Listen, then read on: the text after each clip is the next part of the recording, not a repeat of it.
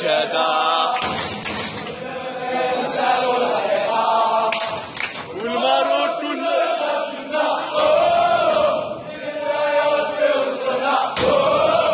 دكتور بس بلا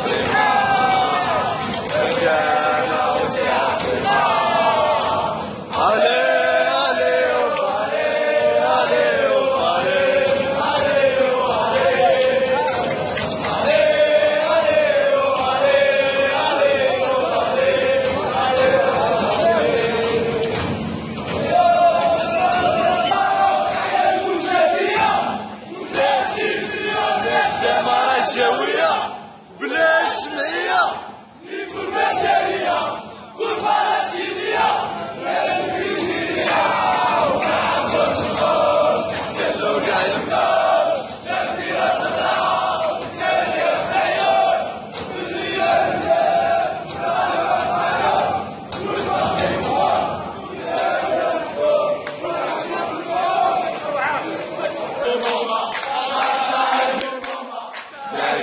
مسمومة تكره الحكومة ملكنا واحد محمد السادس.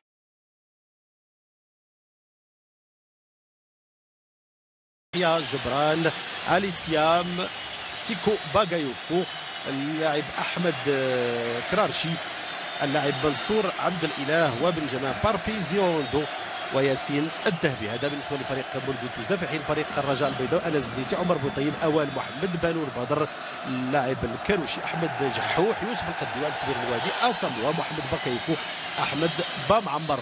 اذا دخول الفريقين لارضيه الملعب دائما نشاهد الابداع على مستوى التفوات لا بالنسبه لفريق بلديه وجده كما بالنسبه لفريق الرجاء البيضاوي. شاهدنا ايضا بالامس مجموعه من الابداع على المستوى الجماهيري في لقاء المغرب التطواني واتحاد طنجة والمغرب التطواني.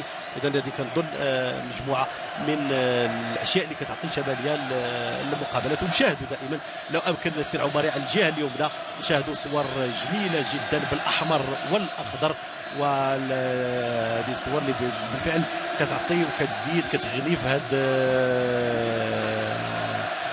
المقابله هذه اللي كتجمع فريق الرجاء البيضاوي وبلديه وجده برسم الدوره الثالثه من بطوله القسم الوطني الاول. ما يناهز تقريبا 20,000 الى 25,000 متفرج يتابعون هذه المقابله. كما ذكرت سابقا 25,000 تذكره تم طبعها في هذه المواجهه خصيصا لهذه المقابله، من بينها 5,000 لفريق الرجاء البيضاوي.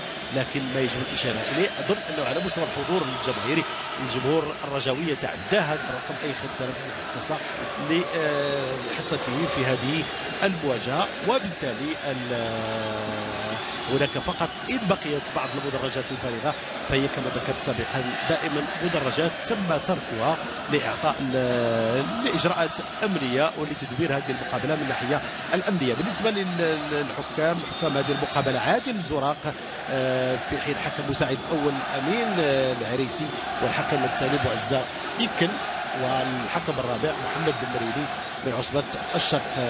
هذا هما بالنسبة لحكام الذين يقودون هذه المقابلة مقابلة الرجاء البيضاوي. إذن خلية أمنية حضرت مع الجمهور البيضاوي هنا إلى مدينة الدار البيضاء دائما يشرف عليها ويؤطرها أحد رجال الأمن المعروفين بمدينة الدار البيضاء محمد